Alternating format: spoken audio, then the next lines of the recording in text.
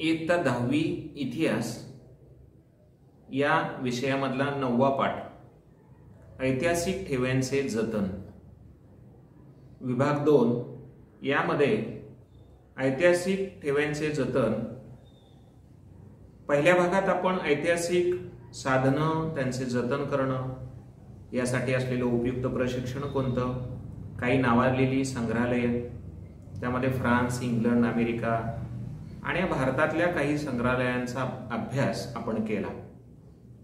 यानंतर ऐतिहासिक ठेव्यांचे जतन या दुसऱ्या भागात आपण ग्रंथालय आणि अभिलेखागार तसेच कोश वाङ्मय यांचा आपण सविस्तर असा अभ्यास करणार आहोत। आता सर्वांना ग्रंथालय ही संज्ञा माहिती आहे। काही ग्रंथालय तुम्ही पाहिली असतील। ग्रंथालयांची रचना, ग्रंथालयातील ग्रंथांची रचना, ग्रंथांची मांडणी, विभागवार मांडण्यात आलेली पुस्तकं, ग्रंथ संकलन, जतन आणि संवर्धन। आता आपल्या सर्वांना माहिती आहे की ग्रंथालयामध्ये आपण गेलो की आपल्याला हवं असणारं पुस्तक मागितलं की लगेच या ग्रंथालयामध्ये संगणकीय प्रणालीच्या द्वारे हे पुस्तक इथं उपलब्ध आहे की नाही हे पटकन कळतं। आणि म्हणून आधुनिक युगामध्ये ग्रंथालय यंत्रणेमध्ये संगणकीय प्रणालीचा वापर केला जातो। त्यामुळे कुठलं पुस्तक कुठल्या रॅकमध्ये कोणत्या ठिकाणी आहे हेही आपल्याला पटकन कळतं। आणि म्हणून ग्रंथालय व्यवस्थापन ही अत्यंत महत्त्वाची गोष्ट आहे। आता काही प्राचीन काळातली जगामध्ये असणाऱ्या काही ग्रंथालयांचा नामोल्लेख आपण पाहूया। यामध्ये पहिल्या क्रमांकाचं जे ग्रंथालय आहे ते तक्षशिला विद्यापीठामध्ये आहे। इसवी सन पूर्व 5वे शतक ते इसवी सन पूर्व 5वे शतक, इसवी सन 5वे शतक हे तक्षशिला विद्यापीठामध्ये असणारं ग्रंथालय। दुसरा उल्लेख मेसोपोटेमियातलं असेरियन साम्राज्याचा सम्राट असूरबानिपाल यांचं असणारं ग्रंथालय। तिसरं ग्रंथालय इजिप्त मधलं आहे, अलेक्झांड्रिया। ही जगामधली सर्वाधिक प्राचीन अशी ग्रंथालय आहे। आता काही भारतातल्या ग्रंथालयांचा उल्लेख आपण बघूया। तमिळनाडूमध्ये तंजावर या ठिकाणी सरस्वती महाल ग्रंथालय आहे। हे ग्रंथालय इसवी सनाच्या 16व्या 17व्या शतकामधलं नायक राजाच्या काळामध्ये बांधलं गेलेलं आहे।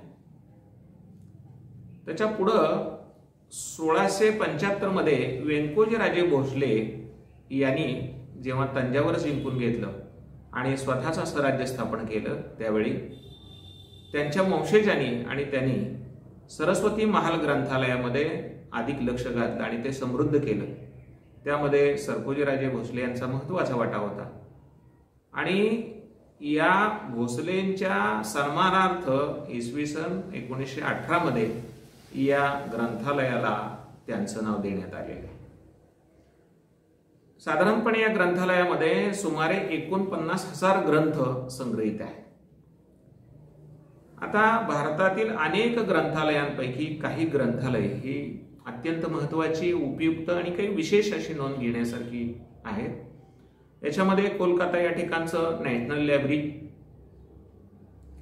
2 नंबरला दिल्ली या ठिकाणचं Nehru memorial museum and library, हैदराबादचं स्टेट सेंट्रल लायब्ररी, मुंबई या ठिकाणची लायब्ररी ऑफ एशियाटिक सोसायटी आणि डेव्हिड ससून लायब्ररी अशी भारतातल्या काही नामांकित अशा ग्रंथालयांचा संदर्भ या ठिकाणी आलेला आहे।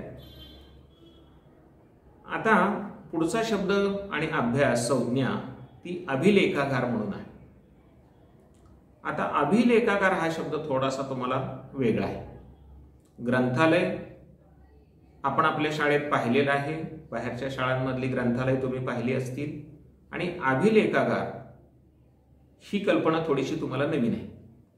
आता तुम्हाला असाही प्रश्न पडला असेल की अभिलेखागारामध्येही काही दस्तऐवज संग्रहित केले जातात आणि ग्रंथालयामध्येही काही ग्रंथ संग्रहित केलेले असतात। मग या दोन्हीमध्ये काय फरक आहे? तर तुम्ही लक्षात घ्या की ग्रंथालयामध्ये जी पुस्तकं ठेवलेली आहेत, ग्रंथ ठेवलेले आहेत, हे अभ्यासासाठी आपण घरी आणू शकतो, बरं का? आणि अभिलेखागार हा जो संदर्भ आहे तुम्ही काही ठिकाणी भूमी अभिलेख अशा प्रकारचा शब्द लिहिलेला तहसील कचेरीच्या प्रांगणामध्ये काही ठिकाणी तुम्ही वाचण्यात तुमच्या आला असेल. भूमी अभिलेख. आता भूमी अभिलेख या अभिलेखागारामध्ये की ज्या परिसरामध्ये हे भूमी अभिलेख आहे त्या परिसरातल्या सर्व परिसराच्या जमिनीचे नकाशे त्या भूमी अभिलेख ग्रहामध्ये असतात. आता तुमच्या लक्षात येतोय का फरक? बा, ग्रंथालयामध्ये काय असतं आणि अभिलेखागारामध्ये काय असतं. ग्रंथालयामध्ये काय असतं हे तुम्हाला सर्वांना माहिती आहे, परिचित आहेत, पाहिले तुम्ही काय काय. पण अभिलेखागारामध्ये तुम्ही कधी भेट दिली की नाही मला माहिती नाही. पण अभिलेखागारामध्ये तुम्ही जर गेला तर या ठिकाणी त्या परिसराच्या अनुषंगानं नोंदी असलेली काही कागदपत्र, त्यामध्ये कुठल्याही प्रकारचा बदल न करता ही सुरक्षित ठेवलेली असतात. या कागदपत्रांच्या सूची तयार करणं, हवी तेव्हा ही कागदपत्र उपलब्ध करून देणं हे काम अभिलेखागाराच्या व्यवस्थापनात महत्वाचं असतं. त्यामुळं अभिलेखागारामधली जी कागदपत्र आहेत ती आपल्याला बाहेर नेता येत नाहीत अभ्यासासाठी, त्याची नक्कल नेता येईल. पण ग्रंथालयातलं पुस्तक मात्र तुम्हाला बाहेर नेऊन घरी अभ्यास करता येतं. दोन्हीमधला फरक लक्षात घ्या. तेव्हा ही कागदपत्र अभिलेखागारामधली जी आहेत ती अत्यंत ऐतिहासिक दृष्ट्या ही विश्वासार्ह मानली जातात. आणि जसं ग्रंथालयामध्ये संगणक प्रणालीचा वापर केला जातो, त्याची सूची तयार केली जाते आणि कोणत्या ठिकाणी कोणता ग्रंथ आहे हे पटकन आपल्याला संगणकावरती क्लिक केले की कळतं, हे जसं ग्रंथालयाच्या बाबतीत आहे तसंच अभिलेखागारामध्ये सुद्धा आधुनिक काळामध्ये हे व्यवस्थापन करणं हे अपरिहार्य होऊन बसलेलं आहे. आता भारतामध्ये असणारी काही अभिलेखागारांचा अभ्यास आपण करायचा असं ठरवलेला आहे आणि त्यामध्ये काही अभिलेखागारांचा तुमच्या माहितीसाठी हा अभ्यास इथं ठेवलेला आहे. इसवी सन 1891चा विचार केला तर इम्पिरियल रेकॉर्ड डिपार्टमेंट या नावानं कोलकाता या ठिकाणी आणि इसवी सन 1911 मध्ये हेच डिपार्टमेंट दिल्लीमध्ये आणले आहे. पुढं 1998 मध्ये भारताचे तत्कालीन राष्ट्रपती के.आर. नारायणन यांनी या अभिलेखागाराला राष्ट्रीय अभिलेखागार असं उल्लेखलं आणि ते संपूर्ण जनतेसाठी खुलं केलं. एकंदर भारताच्या सांस्कृतिक मंत्रालयांच्या अंतर्गत हे एक खातं या ठिकाणी स्थापन झालेलं आहे. 1748 पासूनची कागदपत्र या ठिकाणी क्रमवार अशी लावून ठेवलेली आहेत. यामध्ये इंग्रजी, अरबी, हिंदी, फारसी, संस्कृत, उर्दू या भाषा आणि मोडी लिपीतलीही काही नोंदी या ठिकाणी समावेश दिसतो. या नोंदींची वर्गवारी ही सार्वजनिक, प्राच्यविद्याविषयक, हस्तलिखित, खाजगी कागदपत्र अशा 4 प्रकारांमध्ये विभागणी केलेली आपल्याला दिसते. आता ही भारतातली काही महत्वाची अभिलेखागारे, याचा उल्लेख, त्यांची स्थापना, त्यामधलं साहित्य याचा विचार इथं आपण केला. तर भारतातल्या प्रत्येक राज्याने आपल्या आपल्या परिसरामध्ये काही स्वतंत्रपणानं शासनाची अभिलेखागार उपलब्ध केलेली आहेत.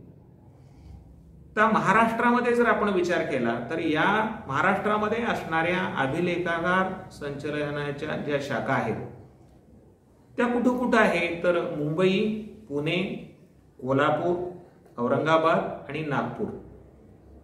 आता पुण्याला जे अभिलेखागार आहे या अभिलेखागारामध्ये जर आपण पाहिलं, आपण त्या ठिकाणी गेला तर आपण जरूर त्या ठिकाणी जा. या अभिलेखागारामध्ये मराठ्यांच्या इतिहासाच्या संबंधित सुमारे 5 कोटी मोडी लिपीतली कागदपत्र आज उपलब्ध आहे. याला अलीकडं पेशवे दप्तर असं या नावानं संबोधलं जातं.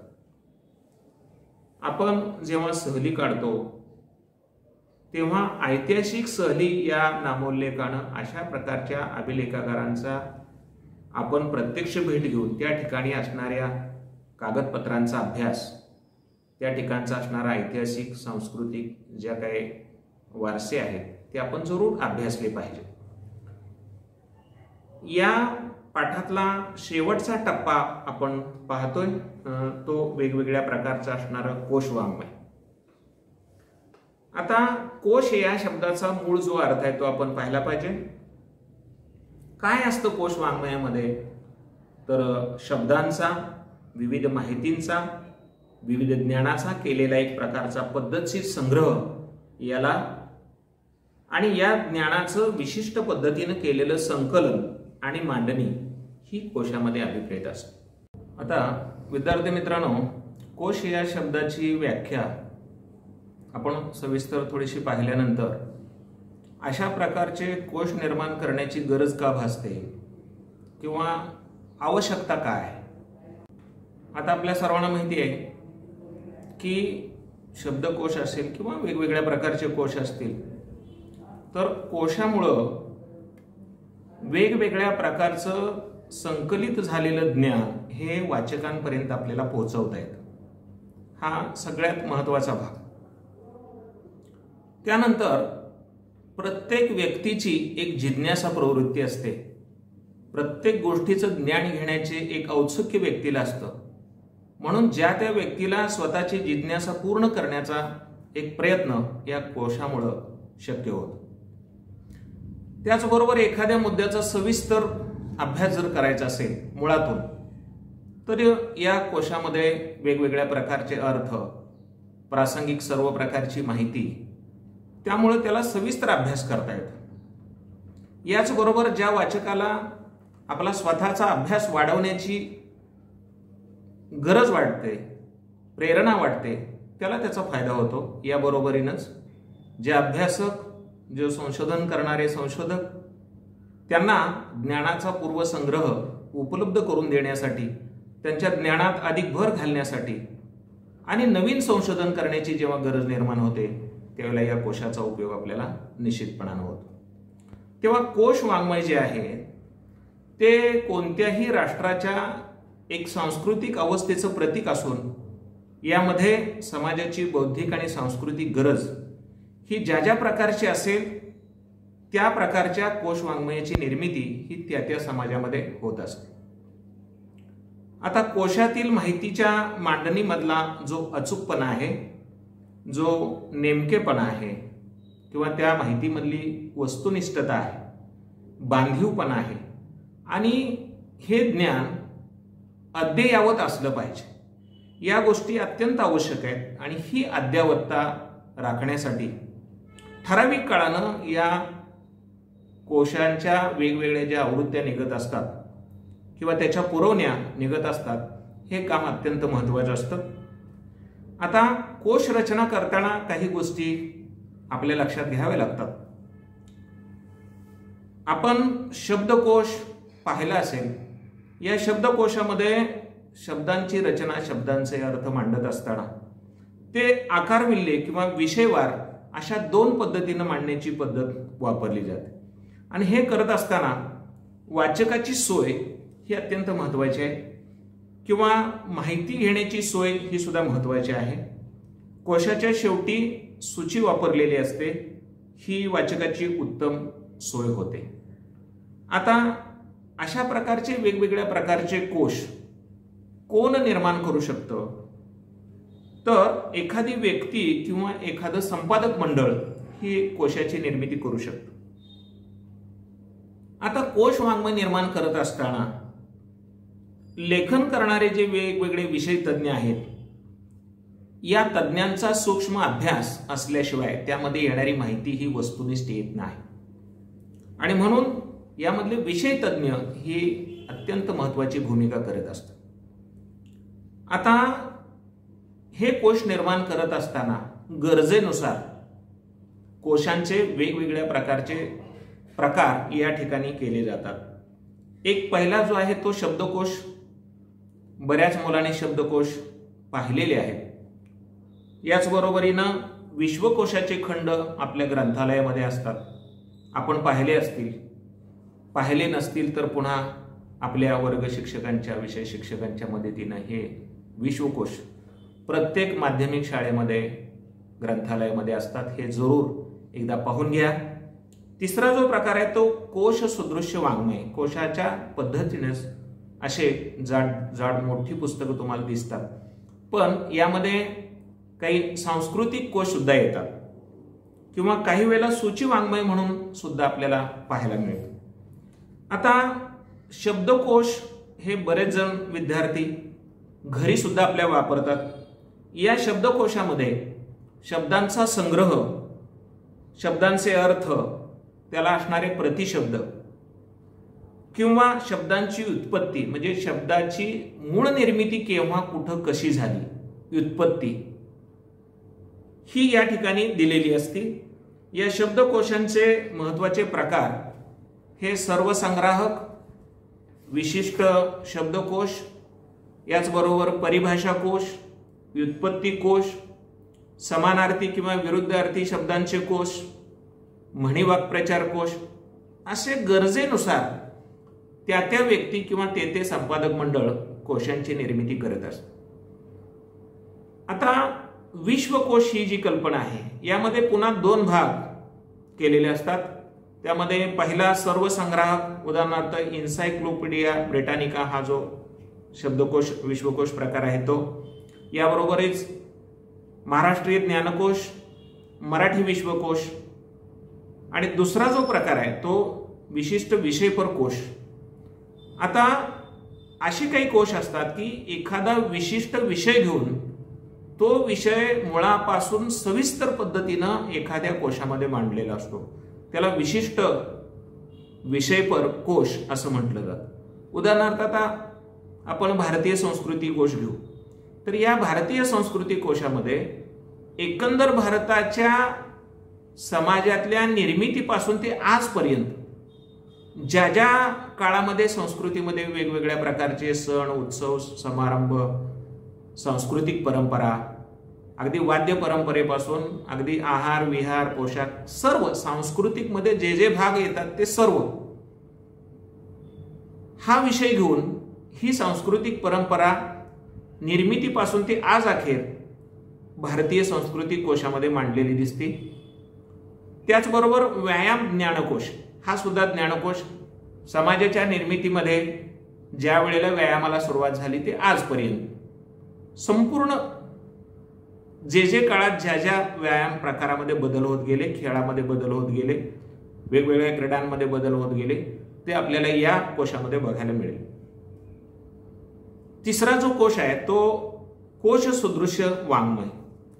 आता एखाद्या विषयाची समग्र मांडणी केलेली असते, यामध्ये एखाद्या विशिष्ट विषयावरती जे समाजामध्ये जे त्या विषयामधले तज्ज्ञ आहेत त्यांना एकत्रित बोलवून अशा तज्ज्ञांच्याकडून काही लेख लिहून त्या ग्रंथांची निर्मिती केली जाते. उदाहरणार्थ आपल्या ग्रंथालयामध्ये महाराष्ट्र जीवन खंड 1 आणि 2, त्यानंतर शहर पुणे खंड 1 आणि 2, त्यानंतर इयरबुक मनोरमा टाइम्स ऑफ इंडियाचं प्रकाशित झाले, हे ग्रंथ आपण आपल्या ग्रंथालयामध्ये बघू शकतो. आता सूची वाङ्मय म्हणून एक कोश प्रकार आहे. आपल्या सर्वांना माहिती आहे की 5वीचं मराठीचं पुस्तक घ्या, 10वीचं मराठीचं पुस्तक घ्या, 12वीचं घ्या, या पुस्तकामध्ये ज्या ज्या लेखकांचा उल्लेख आलेला आहे, ज्या ज्या संदर्भांचा उल्लेख आलेला आहे, प्रसंगांचा उल्लेख आलेला आहे, तो केवळ त्या पुस्तकापुरता मर्यादित नसतो, तर या पुस्तकामध्ये वेगवेगळ्या लेखकांनी लिहिलेल्या कथा, कादंबऱ्या, अशा प्रासंगिक गोष्टी आलेल्या असतात. त्यांचे संदर्भ हे कुठल्या पुस्तकातून घेतलेले आहेत याची एक सूची मराठी पुस्तकाच्या शेवटी दिलेली असते. त्याला सूची वाङ्मय असं आपण नाव दिलेलं आहे. म्हणजे ग्रंथांच्या शेवटी ग्रंथात आलेल्या व्यक्ती असतील, विषय असतील, स्थळं असतील, ग्रंथ असतील, याची एक यादी, शब्द यांच्या याद्या, त्याला आपण सूची वाङ्मय असा शब्द प्रकार आपण वापरतो. सूची सहसा आकारविल्ले म्हणजे अ ब क अ आ इ आकारविल्ले यानुसार असते. ती त्या त्या ग्रंथाच्या वाचनाला मदत करणारी असते. उदाहरणार्थ मराठी नियतकालिकांची दाते यांनी केलेली जी सूची आहे ही पाहण्यासारखी. आता कोश आणि त्याचा इतिहास, म्हणजे हे कोश जे निर्माण झाले, मग ते शब्दकोश असतील, विश्वकोश असतील, याला सुद्धा एक इतिहास आहे. इतिहास विषयामध्ये आणि कोशामध्ये दोन्ही गोष्टीमध्ये वस्तुनिष्ठता महत्वाची असते. वस्तुनिष्ठता याचा अर्थ जसं आहे तसं, शब्दाचा वस्तुनिष्ठ अर्थ, खरा अर्थ त्याला आपण म्हणू, हा दोघांमधला म्हणजे इतिहासामधला आणि कोशामधला एक समान धागा आहे. प्रत्येक राष्ट्रामध्ये, प्रत्येक भाषेमध्ये विश्वकोश आपल्याला वेगळे दिसतात, कारण त्यांचे जे प्राधान्यक्रम असतात ते वेगवेगळे असतात. आणि म्हणून प्रत्येक राष्ट्राची जी काही ध्येयधोरणं असतील, प्रत्येक राष्ट्राची जी काही ठरवलेली ध्येयमूल्ये असतील, त्यांचे जे काही वेगवेगळ्या प्रकारचे आदर्श असतील, याचा प्रभाव त्या कोश निर्मितीवरती आपल्याला दिसतो. राष्ट्रीय अस्मिता जागी करण्याचा प्रयत्न या कोशाद्वारे केला जातो. आता समाजामधलं त्या तत्वज्ञान, त्यांच्या परंपरा यांचा सुद्धा प्रभाव त्या कोशावरती दिसतो. उदाहरणार्थ महादेव शास्त्री जोशी यांनी संपादित केलेला भारतीय संस्कृती कोश. आता जीवनाच्या विविध क्षेत्रामधलं ज्ञान सर्वांच्या विकासासाठी उपलब्ध करून देणं ही कोश रचनेची एक प्रेरणा असते. आणि म्हणून ज्ञानार्जन असेल, ज्ञानप्रसार असेल, यातली एक जीवनश्रद्धा म्हणून व्यक्तिगत अथवा सामूहिक स्वरूपामध्ये हे प्रयत्न कोश निर्मितीचे आपण करतो. म्हणून कोश म्हणजे एक समाजाचं मानचिन्ह समजलं जातं. समाजाची प्रज्ञा आणि प्रतिभा याचा प्रातिनिधिक आविष्कार हा कोश रचनेमध्ये दिसतो. म्हणजे कोश बघितल्यानंतर त्या ठिकाणी असणाऱ्या समाजाची असणारी प्रेरणा, उत्पत्ती, समाजामधली प्रतिभा म्हणजे बुद्धिमत्ता, ह्या सगळ्या गोष्टी त्या कोश रचनेवरून किंवा कोशाच्या अभ्यासावरून आपल्याला ठरवता येते. आता काही पश्चिमेकडच्या देशांमध्ये सुद्धा जे काही रचलेले जे शब्दकोश असतील किंवा वेगवेगळ्या माहितीपर आधारित कोश असतील, त्याची काही उदाहरणं आपल्याला इथं दिलेली आहेत. एक नॅचरल हिस्ट्री हे इसवी सनाच्या पहिल्या शतकामधलं थोरल्या प्लिनीनं रचलेला हा पहिला कोश. दुसरं उदाहरण आहे 18व्या शतकातलं फ्रेंच विश्वकोश, हा डिडोरे नावाचा हा कोश. त्यानंतर इन्सायक्लोपीडिया ऑफ ब्रिटानिका हा कोश 1767 मधला आहे. आता हे शब्दकोश किंवा विश्वकोश अतिशय प्राचीन संस्कृत भाषेमध्ये धातुपाठ यासारख्या शब्दकोशांची परंपरा ही प्राचीन दिसते.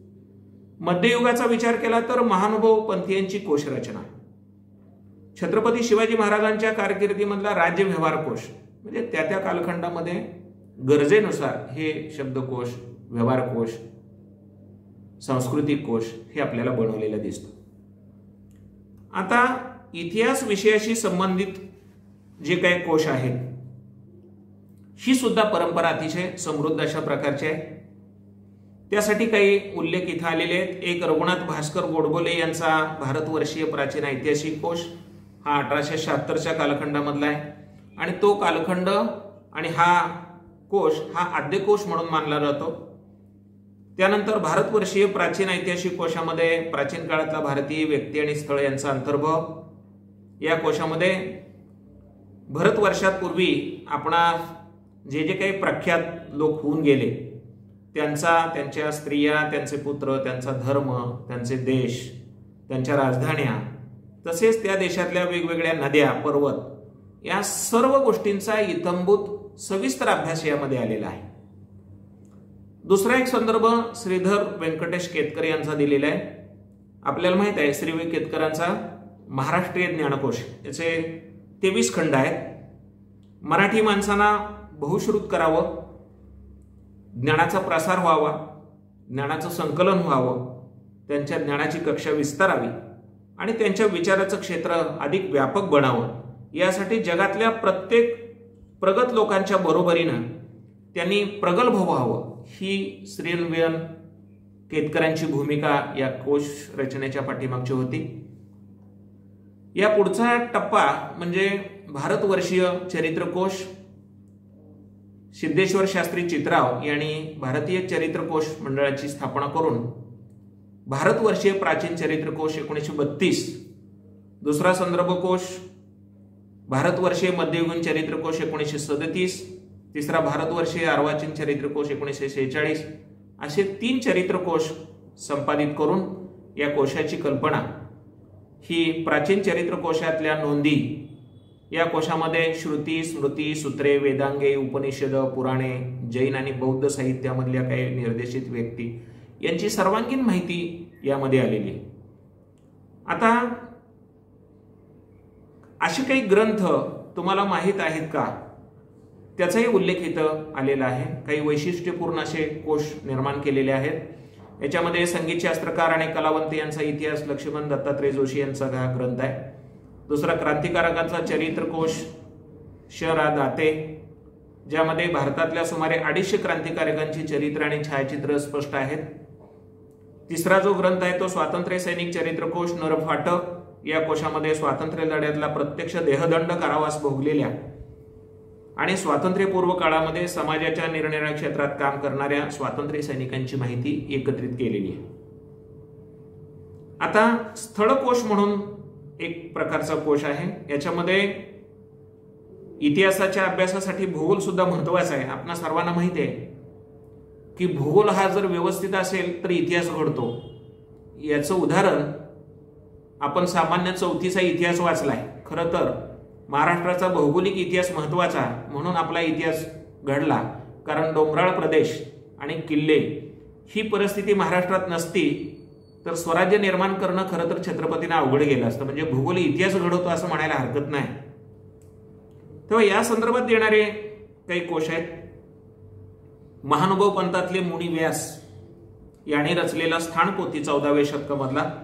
या ग्रंथामध्ये महानुभव पंथाचे प्रवर्तक श्री चक्रधर स्वामी हे चक्रधर स्वामी ज्या ज्या गावामध्ये गेले त्या त्या गावाची तपशीलवार माहिती ही स्थानपोथीमध्ये आलेली आहे. त्या काळातला असणारा महाराष्ट्र, त्या काळातली असणारी महाराष्ट्रातली परिस्थिती, त्या काळातली समाजस्थिती हे सर्व त्याच्यामध्ये आलेलं आहे. याचबरोबर लीळा चरित्र हे एक नाव आपल्याला माहिती ऐकून लीळा चरित्रामधले ज्या काही घटना आहेत, काही प्रसंग आहेत, काही स्थळं आहेत, ह्या केव्हा घडल्या, कशा घडल्या, ह्या स्थानपोथीमध्ये सविस्तर येते. त्यामुळं चक्रधर स्वामींच्या चरित्र लेखनासाठी हा उत्तम संदर्भ ग्रंथ आहे असं म्हणायला हरकत नाही. दुसरा संदर्भ प्राचीन भारतीय स्थलकोश 1969.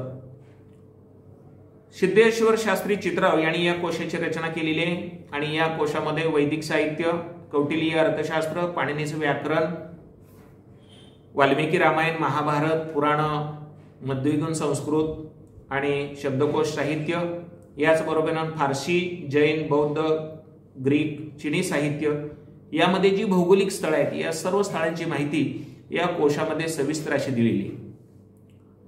आता थोडीशी विश्वकोशाची आपण माहिती बघूया. आपल्या सर्वांना माहिती आहे की महाराष्ट्र राज्याचे पहिले मुख्यमंत्री यशवंतराव चव्हाण यांनी आपली मराठी भाषा आणि साहित्य हे सुधारित व्हावं, अभिवृद्ध व्हावं, विकसित व्हावं या उद्देशानं महाराष्ट्र राज्य साहित्य संस्कृती मंडळाच्या वतीनं मराठी विश्वकोश निर्मितीला पहिल्यांदा प्रेरणा दिली. तर्कतीर्थ लक्ष्मण शास्त्री जोशी यांच्या नेतृत्वाखाली पहिल्यांदा विश्वकोशाच्या निर्मितीला सुरुवात झाली आणि त्या काळामध्ये जगभरामध्ये असणारं सार रूपानं ज्ञान या कोशामध्ये एकत्रित आणलेलं आहे. इतिहास विषयाच्या निगडीत असणाऱ्या काही महत्वाच्या नोंदी सुद्धा या विश्वकोशामध्ये आकार विल्हेनुसार दिलेली आहे. भारतीय संस्कृती कोश हा सुद्धा कोश पाहण्यासारखा आहे आणि याला जी प्रेरणा मिळाली ती महादेव शास्त्री जोशी यांच्या नेतृत्वाखाली भारतीय संस्कृती कोशाचे 10 खंड तयार करण्यात आलेले आहेत. या भारतीय संस्कृती कोशामध्ये अगदी आ सेतू हिमाचल अशा भारताचा संपूर्ण इतिहास, भारताचा भूगोल, भारतामध्ये राहणारे भिन्न भाषिक लोक, त्यांनी घडवलेला इतिहास, भारतामध्ये असणारे साजरे केले जाणारे सण आणि उत्सव, त्यांच्या सांस्कृतिक परंपरा या सर्व गोष्टींची सविस्तर माहिती या भारतीय संस्कृती कोशामध्ये आपण एकत्रित केलेली पाहतो. यानंतरचा कोश संज्ञा कोश. आता संज्ञा म्हटले की सामान्य अर्थ एखाद्या शब्दाचा सविस्तरपणे मांडलेला अर्थ, संज्ञा, त्यालाच आपण व्याख्या असं सुद्धा काही वेळेला शब्द वापरतो. इतिहासामधल्या संज्ञा वेगवेगळ्या काढून त्या समजावून सांगणारे काही कोश तयार केलेले आहेत आणि त्यामुळं अभ्यासकांना इतिहासातल्या वेगवेगळ्या ज्या काही कल्पना आहेत त्याचा अभ्यास करणं, सूक्ष्मपणानं अभ्यास करणं, माहिती घेणं हे सहज शक्य होतं. तर इतिहासाच्या अभ्यासकांना कोश रचनेच्या कामामध्ये भरपूर संधी उपलब्ध आहेत. कोणत्याही विषयावरचा कोश असो त्याला इतिहासाची जोड देणं, याचबरोबर प्रत्येक विषयाला विषय इतिहास असतोच. कुठलाही विषय घ्या त्याला एक इतिहास असतोच, म्हणजे कुठल्याही गोष्टीची सुरुवात आणि शेवट आणि मध्य, त्यामुळं प्रत्येक विषयाला इतिहास हा असतोच. इतिहासाचे जे अभ्यास करणारे अभ्यासक आहेत ते कोशाच्या अभ्यासातून काही घटना कोश, दिनविशेष, व्यक्तिकोश, संज्ञाकोश, स्थलकोश असे वेगवेगळ्या प्रकारचे कोश तयार करण्यामध्ये सहभागी होऊ शकतात. तेव्हा ऐतिहासिक ठेव्यांचे जतन यामध्ये आपण जे वेगवेगळे सूक्ष्मपणाने अभ्यास वेगवेगळ्या मुद्द्यांचा केला, यामध्ये जे सांस्कृतिक आपले ठेवे आहेत, जे ऐतिहासिक ठेवे आहेत, या ऐतिहासिक ठेव्यांचं जतन हे आपल्या प्रत्येक विद्यार्थ्याची, देशातल्या प्रत्येक नागरिकाचं आद्य कर्तव्य आहे आणि अशाच प्रकारच्या ठेव्यांचं जतन यापुढच्या काळात आपण व्यवस्थितरित्या ठेवणं हे आपल्या सर्वांचं आद्य कर्तव्य आहे. आपण इथंच थांबू.